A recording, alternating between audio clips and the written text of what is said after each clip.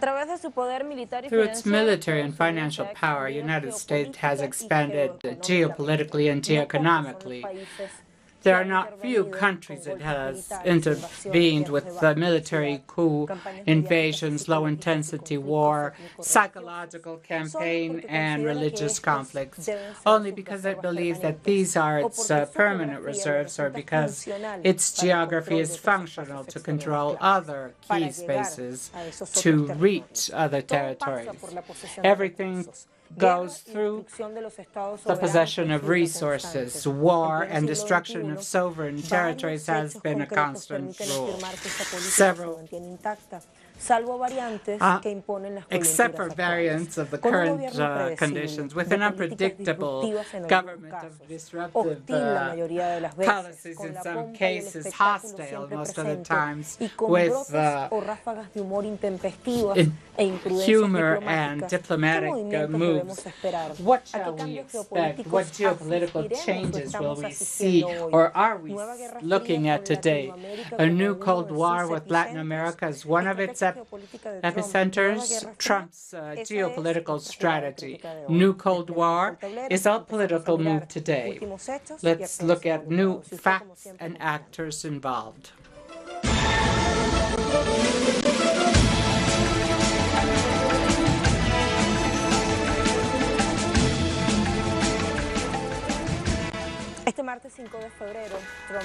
Today, on Tuesday, February 5, Trump made a speech after the longest closure of federal government, after a long speech full of contradictions about the wall. We heard him with his known rhetoric and a new presidential campaign as target. We listened to him talk about borders, alleged economic achievements, and his positions regarding certain world powers that are in the geopolitical dispute. It is, we need to list some of the topics of his speech.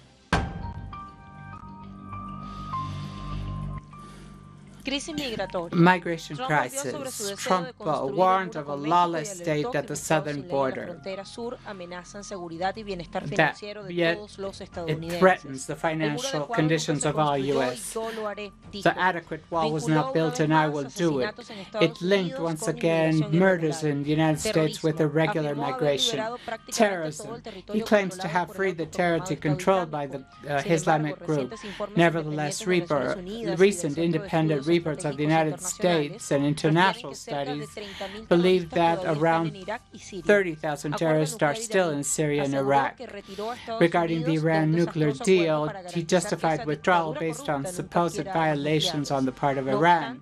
Nevertheless, 1 month before, CIA Director Gina Haspel declared before Congress and said that Iran complies with the plan.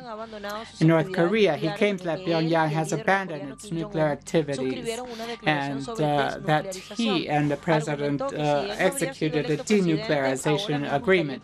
He said that if he weren't president, the country would be at war with North Korea. Employment. He said he has created 5.3 million jobs, but the Statistics Office said that almost 4.9 million have created. Unity or disunity stressed that the people need to choose between greatness or stagnation. Tonight, we will renew our determination of never being a socialist country. Economy or campaigning for his re-election, he bragged about how in the last 2 years the U.S. economy has grown unprecedentedly. Foreign policy, he promised to withdraw U.S. troops from Syria and Afghanistan and blamed Russia on violating INF Treaty to justify his withdrawal. And he sent China one threatening message: the pillage of intellectual property has come to its end. Latin American Summary has an article of Professor Boaventura de Sousa Santos regarding the Cold War and Venezuela. Among other things, this article says, the way of accessing resources varies from one country to another, but the strategic goal has always been the same.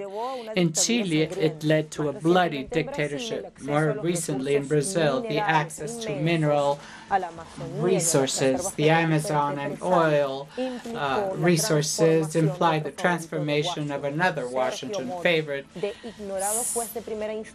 after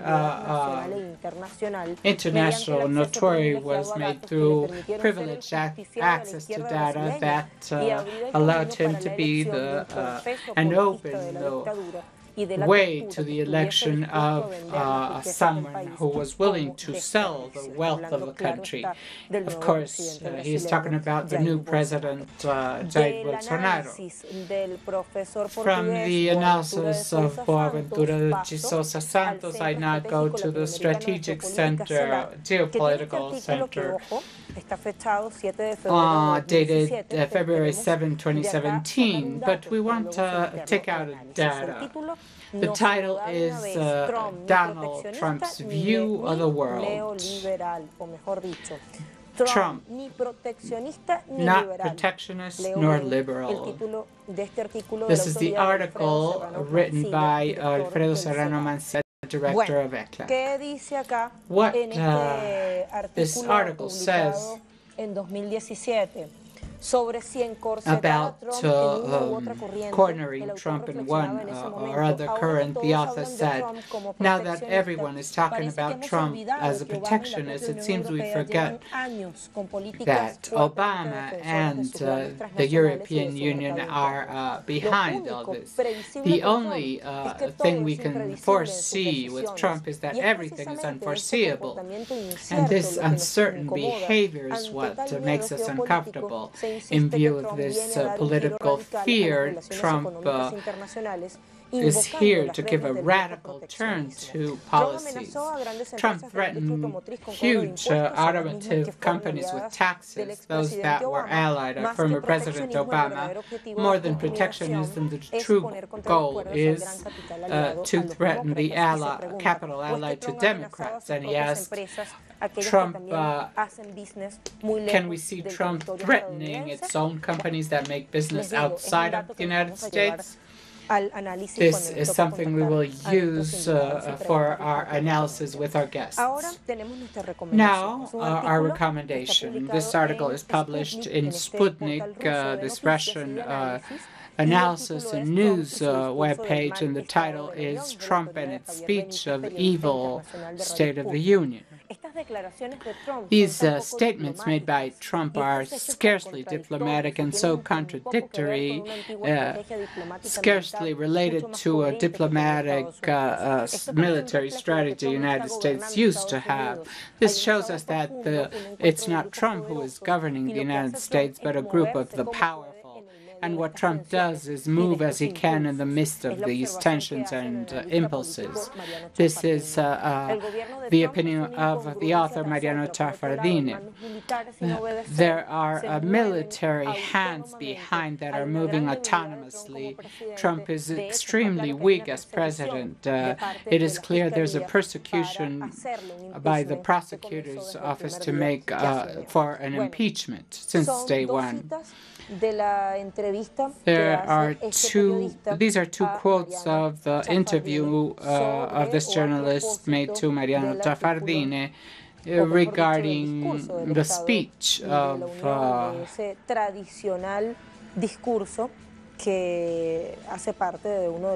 is part of one of the most important speeches in the U.S. calendar. What did this speech give us with what we have just seen? Let's interact with our correspondent, Jorge Gestoso in Washington, D.C. Muchas gracias. Thank you very much. El Western Journal recently published an article that quotes a conversation between Vice President Mike Pence and President Donald Trump, wherein Donald Trump confesses he is not too willing to intervene, nevertheless, except in our hemisphere. In that same note, the Wall Street Journal, a completely right-handed journal, says that the plans that the United States has, and these are the words of the article, once we are with Venezuela, the next will be Cuba. And in this sense, they plan to apply even more severe sanctions and place Cuba in the list of countries that sponsor terrorism, and then Nicaragua. Within what is considered a clear offensive of Trump to reproduce what we already lived during the Cold War, and even in the target, even if this article doesn't say it, is, of course, the elections in Bolivia, where since now the rhetoric is President Evo Morales, who unconstitutionally wants to present himself to re-election, and since it's illegitimate, this re-election is illegitimate, they are already creating an atmosphere to generate the idea that even if President Morales won, he would also be committing an illegitimate act. The offensive is clear, and the idea is somehow, as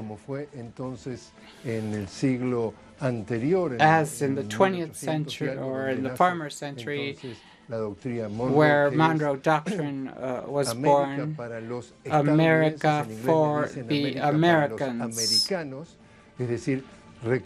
So this is recover full control of what President Fidel Castro taught in OAS, which was the Ministry of Colonies. For many analysts, it's not exaggerated to say that once again this government of Donald Trump is aimed to control, recover its colonies. Interesante dato, Jorge, gracias. Thank you, Jorge. Interesting data. Not few are concluding that they are calling cooperation when they insist in building a physical wall, deporting migrants, concealing the deep causes of the reasons for this phenomenon, and also starting a stigmatizing campaign against whom undergo this process, and leave aside the fact that the United States is one of the is to blame for the migration. Now, let's go to Mexico. What is being said? We're going to our correspondent Pablo Perez, Mexico City. Good morning. After the speech given by President Donald Trump in front of the U.S. Congress, where he called Mexico, we referred to Mexico in not very positive terms, not only in security, but the alleged crisis on the border between two countries because of the presence of many Central American migrants. After the express question of the Mexican president, Trump's sayings are addressed to the U.S. public, for which he is entitled to say whatever he wants, and that he will not have any answer from the Mexican president. This position is aligned with the principle of non-intervention that the Mexican government has reinstated, the Estrada Doctrine, where leave the people the self-determination capacity against intervention in other nations' matters.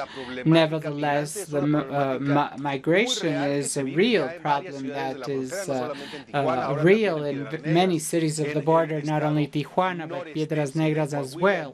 The state of Coahuila has a high number of migrants that has caused problems for a very small city.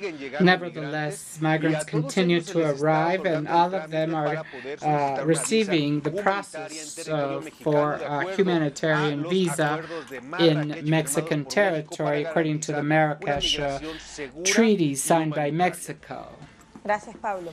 Thank you, Pablo, for your data on this topic.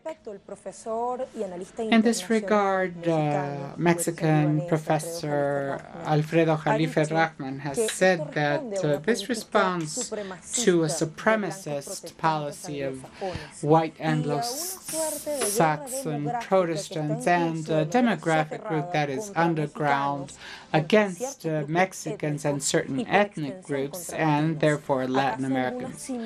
Is there any similarity with the supremacist Israeli policy against Palestinians? We must review this topic related to the wall and, in generally, the anti-migration policy of Trump that mark policies in the international arena. We will review this after a first pause.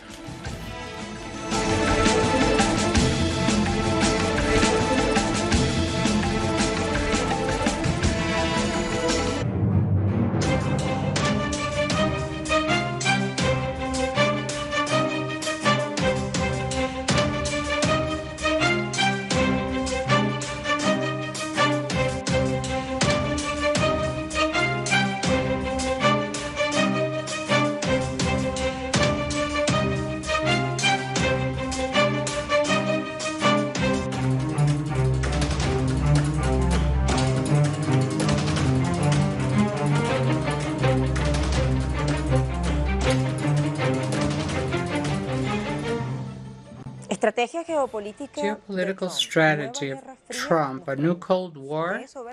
This is what our critical move is about today. Let's go to telesurtv.net. Under the title, Trump confirms militarization of the southern border with Mexico. About what we were talking about this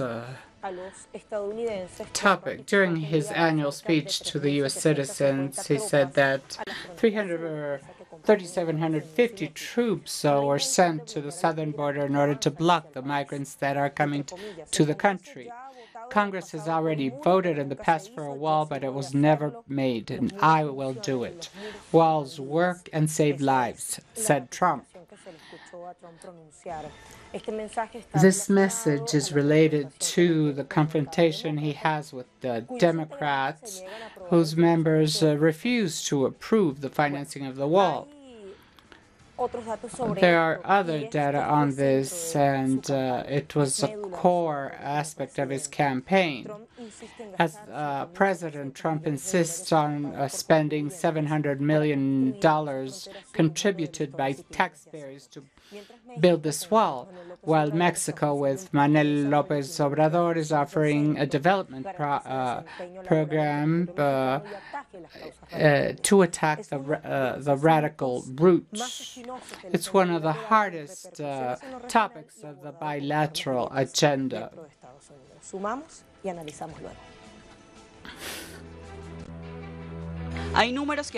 There are numbers that talk about the relevance of the topic. According to the Institute of Mexicans Abroad, almost 12 million Mexicans are recorded, of which 97.21 live in the United States.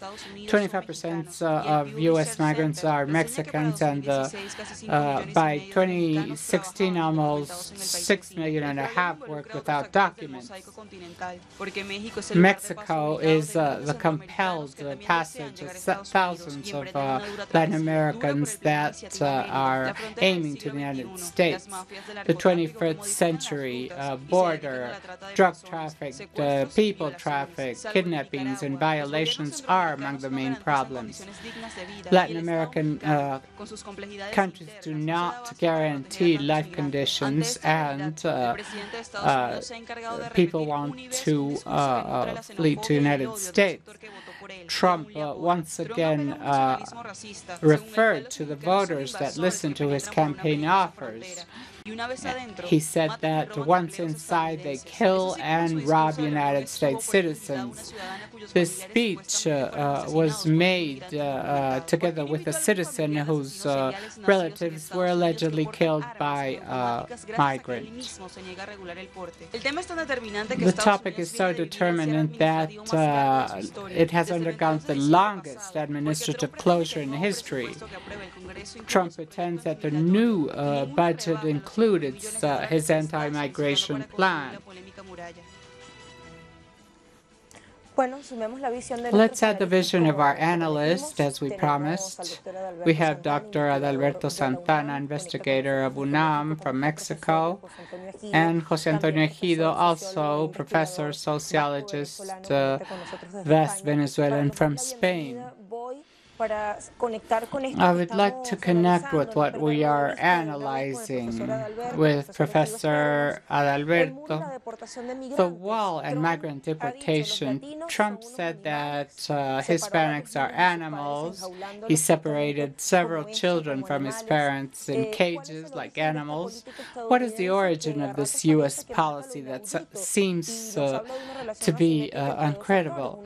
And it acts between two actors, one supremacist and other dependent, or at least condemned to that, to dependence and subordination. Good morning, Lucia.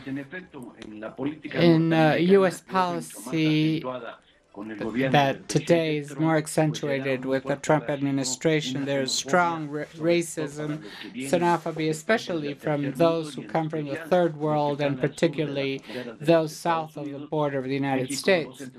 Mexico and Central Americans and Latin Americans together, which are called Hispanics or Latinos, that today represent a significant number of legal and irregular migrants in the United States, and that from Trump's vision appear like an external threat, especially that is confronting and,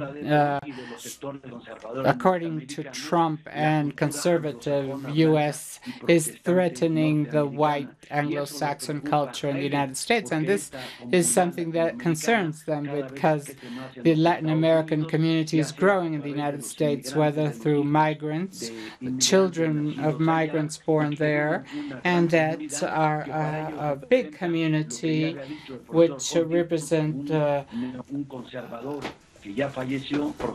Professor Conti, a conservative who already died, said that the Hispanic threat is one of the great evils of the United States.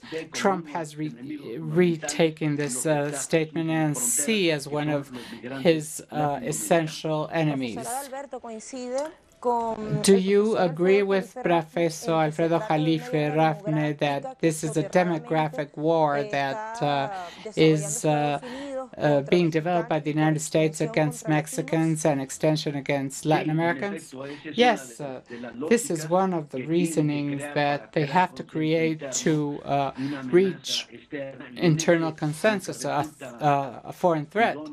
And this is suitable for the WASP, the so-called WASP in the United States, that Hispanics represent a threat.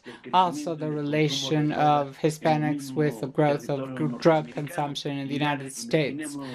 Let's imagine the growth of cocaine and marijuana consumption in middle United States citizens and Latin Americans as traffickers is the perfect cocktail to increase the WASP racism that today follows Trump's policies and that see us Latin Americans like a threat to U.S. security. Thank you, Professor. I will now go to Spain with Professor José Antonio Ejido. In order to understand geopolitical topics in moments of tensions, disputes, and reconfiguration, can we include President Trump in some political ideology? First, I would like to send a warm greeting to you. At these times, we have you in our hearts. Well, Trump represents what Lenin called the most reactionary phase of capitalism, which is imperialism, capitalism of monopolies, that has put in power someone who is creating chaos in the White House. He has increased contradictions in the core of power, and I think that what he's doing is increase the decadent system of the United States. It would seem that some sectors think that they could stop the step back of world hegemony of the United States by placing someone completely hysterical that one day threatens with destroying a country like North Korea and then to conciliate and says that he has avoided a nuclear war, which caused the laugh of U.S. Congress, and that now is decided to invade Venezuela to stay with its natural resources and threatens a huge conflict in Latin America. After having signed an executive withdrawal of U.S. troops from Syria, talks about a fact where the United States will no longer accumulate military successes but defeats in front of new powers that hold the debt, foreign debt of the United States. China has a large amount of the U.S. debt. United States are in debt with China and appear in the eyes of the world of Latin America and Mexico as a hope, as an alternative force to the United States. We must also say that Mexico has passed from being a sick man of Latin America with the presidency of Andrés Manuel López Obrador and wakes up from ashes like the giant that it has always been.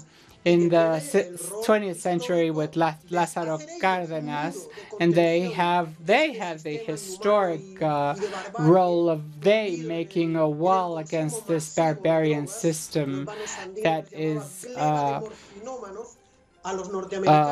submerged in drug consumption in all the U.S. society, that lives its contradictions and insults the peoples of the South. I think that we are in a radical change of times, and the last moves that could last some time, in fact, can be very hard.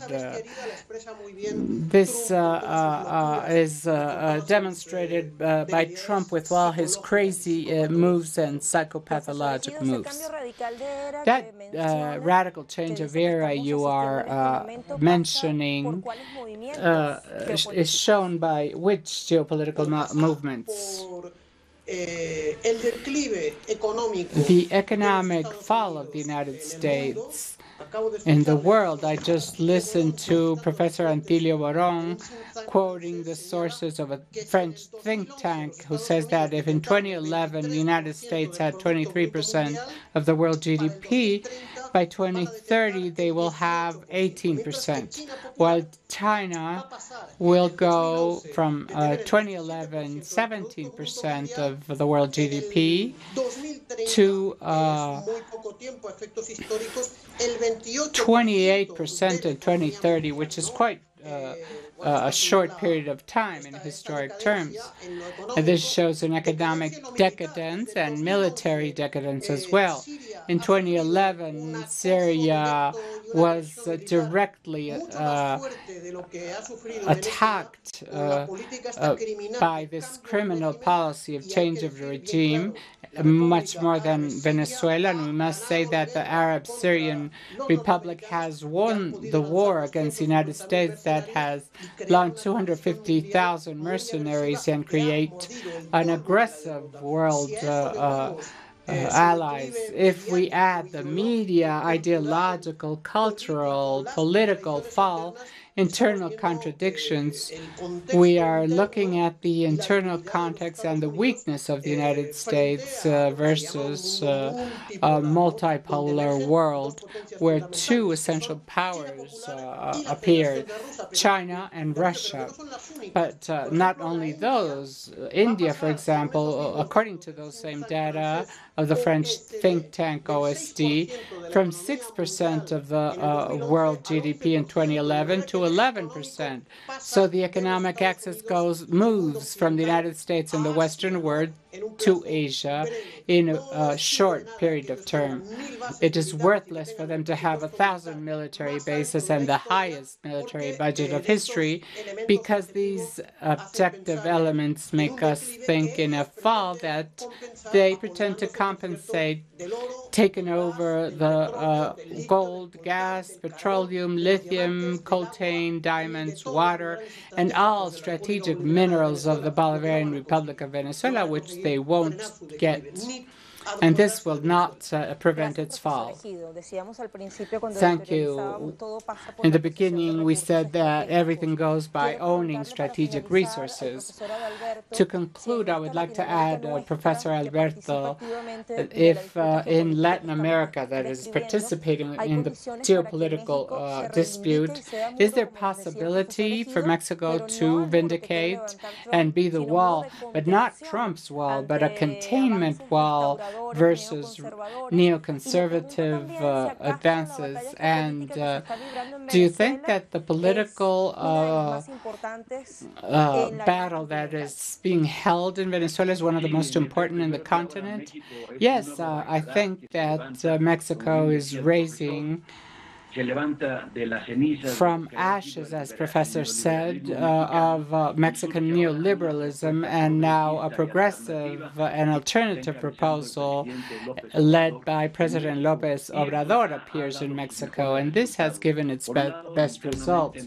On one hand, the combat against corruption, which is our main problem in Mexico, inherited from neoconservative governments that succeeded or before López Obrador, and that in politics passes by proposing a politics of respect to sovereignty, the settlement of conflicts through dialogue, that is peaceful solutions to controversies, and respecting human rights, and politics that President López Obrador is performing, and that with the meetings that started today in Montevideo is an alternative to Trump policies and its so-called satellite governments like Colombia, Peru, and Brazil,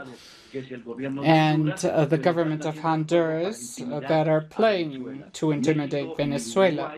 Mexico and Uruguay, as well as Cuba, Bolivia, El Salvador, and Nicaragua, are at the defense of sovereignty of our peoples and international and other levels. It is also supported by China, Russia, Turkey, Iceland, and other countries of CARICOM in the region that defend peace and dialogue.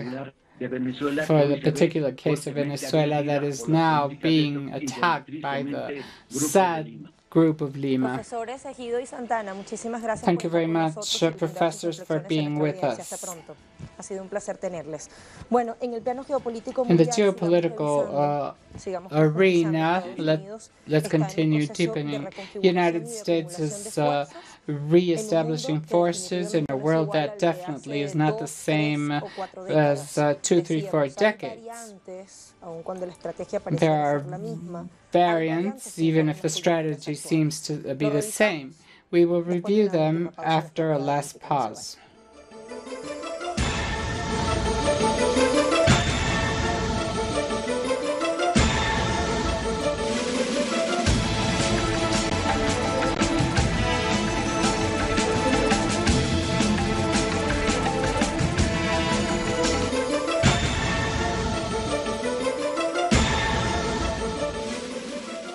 We're back with our critical move today, Geopolitical Strategy of Trump, New Cold War. The world is at a historic moment of recomposition with three visible poles: China-Russia alliance competing against the U.S. hegemony, while chains of value and the globalization is reconfigured, which does not mean its end. The war of capitals is present, and we have some aspects we want to analyze. We have now attended the emergency of several commercial and political disputes. Both the speech and practice show it. Two examples of U.S. unpredictability are his actions with China, an undeniable world power with which the United States has a debt. Trump has played the open door policy while they have bilateral relations. In spite of tariff imposition, they allowed Chinese communication to continue after paying a penalty of $1 million. In the political frame, China and the United States are disputing several aspects, especially in Africa, in the southern China and Latin America.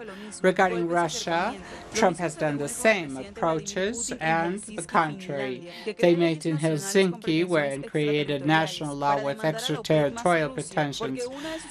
One of its commercial and geopolitical strategies become a world power in energy. Among other things, it needs to enter the European market commanded by the Russian Federation. For some weeks, arms race has appeared to start it. The United States withdrew from the 1987 nuclear agreement. Russia says that it fully complies, and the missile that the United States has mentioned is not long-term. The European Union is also responsible in the reconfiguration of new scenarios. Several formerly allied countries, France, UK, Germany, have decided not to respect sanctions against Iran after the United States withdrew from the agreement, and have created alternative media to continue trading with Iran. We are back. We have Ernesto Wong, politologist and professor. Thank you for your invitation. The first thing we want to ask you is, what determines what we have called, or the experts called, the tripolarity and struggle for multilateralism? Yes. These the ways the international political dynamic expresses has many forms. With this position of the United States that is aggressive, a position that uses finances to try to defeat governments, and uses the media, global media, to create opinion, handle the minds of many people to reach their goals, their geopolitical goals, because what are those purposes? These are aggressive goals, because I always differentiate aggressive geopolitics from defensive geopolitics, which belongs to the South, which receive aggressions, constant aggressions from the United States. So this aggressive geopolitics that also leads to geostrategy, because it's the way to achieve geopolitical goals, proposes to seek resources outside U.S. borders, especially such resources that are being exhausted in planet, oil, energy sources, aquifer sources. And this appears several things, including the aggression against Venezuela, which is rich in resources, and the wall. The wall has other connotations as well, because we can foresee a possible possible invasion of the United States against Mexico, although they don't talk much about it. A country that is meeting almost 10 battalions in the border, highly equipped with war weapons in the Mexican border, where we know through history of a series of local governors that can ally with the United States. United States uses bribery, drug traffic to reach its purposes.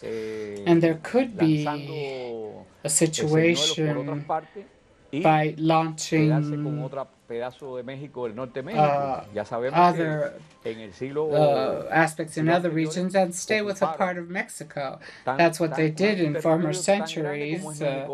They occupied such a big territory as the Mexican. And the United States understood the problem that one of the professors said before, that there is a white supremacist feeling that uses this to promote the arms race, not only in the zone but outside as well, because the group that is in power in the United States is closely linked to the military-industrial complex, and it also uses other tools to reach its ends. So this is a scheme of power in order to recover the hegemony they have lost with China, Russia, because in all international fora, the international fora do not make what the United States wants, but China and Russia. Now, China has a very interesting position for the geopolitical analysis. It's inviting the United States to participate in the forum on the roots. And this breaks certain unity in the United States regarding war, because there are globalized countries in the United States, more than 500 companies that have business with China and that will support it, China and the root. So the contradictions in the United States are growing, and it's the amount of lies Donald Trump just said in the last speech to the nation, where some characters of power talked about these lies, even against the information of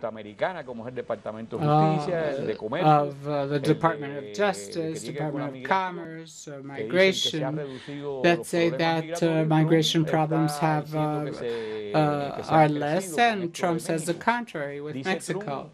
Trump says, I would say hypocritically, talking about the dreamers of the American way of life, and then he takes away the aid. So there's a series of contradictions that reflect what is happening inside power in the United States, and therefore the danger of some kind of operation outside the borders.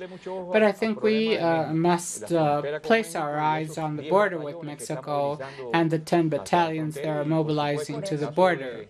And of course, in the case of Venezuela, where the United States, through its governments, has established something that they called in cash. So when the Puebla Panama plan, they made some controls, and after this they occupied Colombia. This is why Fidel said in 2007 that was a colony of the United States. And since then, they want to occupy, or they try and threaten to occupy Venezuela, where they will find a hard time, because Venezuela is prepared to confront any threat, and it has the support of the peoples of the world. At present, there were huge demonstrations in New York against Trump's policy against Venezuela, and Europe, the Yellow Vests expressed their opinion. The people are talking, and some governments as well that were allied have also stopped him. But most of the international community is on the side of Venezuela, because they have to be on the side of international law, which is the only defense the states have to avoid the large eating the little ones. And with this speech, Trump violates the principles of international law, the principle of recognizing the self-determination of the people of Venezuela to have its own regime, self-determination, sovereign equality of the states. Trump is violating the sovereign equality, the principle of peaceful solution of matters recognized by the United Nations. He violates the principle of non-interference in internal matters. He violates the principle of respect to territorial integrity and independence of the countries, because he is conducting opponents that do not have popular support in Venezuela. And all this makes of him an international criminal and a perverted liar, because he lies all the time. A new Cold War? The new Cold War in the 60s, 50s modality lacks a real basis. But this doesn't mean that he doesn't use the same tools of that time. These are two different things. The success that they could have today is different than what happened in the 60s. Now, today we have multipolarity that if it affects one actor, it doesn't mean that it doesn't affect the other.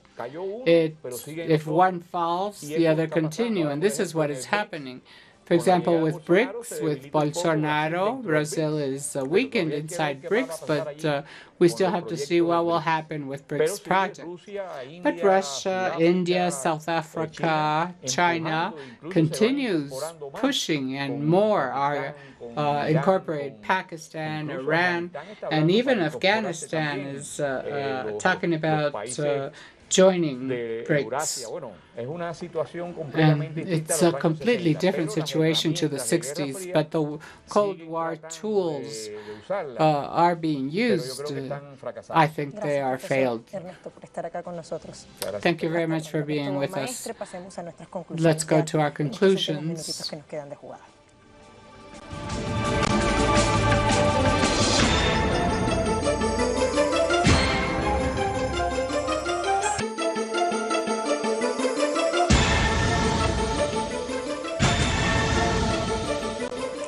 Trump, with his manifest contradictions and change of humor, represent the most reactionary monopolies of capitalism. With an aggressive policy, he generates chaos inside the White House, the institutions, increases contradictions in power, and could accelerate the decadence of U.S. power that has historically violated international law, is incompatible with democracy and human life. We are living a change of era because the United States still wants researchers abroad, but there are some walls. This is the neo-colonization policy. In the case of our region, Mexico has a historic role of being a containment wall for that barbarian and inhumane system. And Venezuela is undergoing one of the most serious geopolitical and economic wars because of its geographic location and because it's outside of the imperial influence zone. Thank you very much for being with us.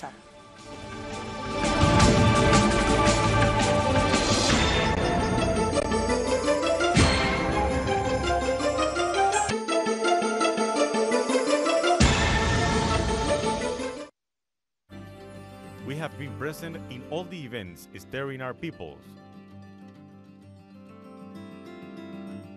United for each transmission and in tune we bet on a new Latin American vision. Now we're also accompanied by the Caribbean people of St. Kitts and Nevis. Each day working for the best understanding and communication. Tell us more. the news source from South America and the Caribbean.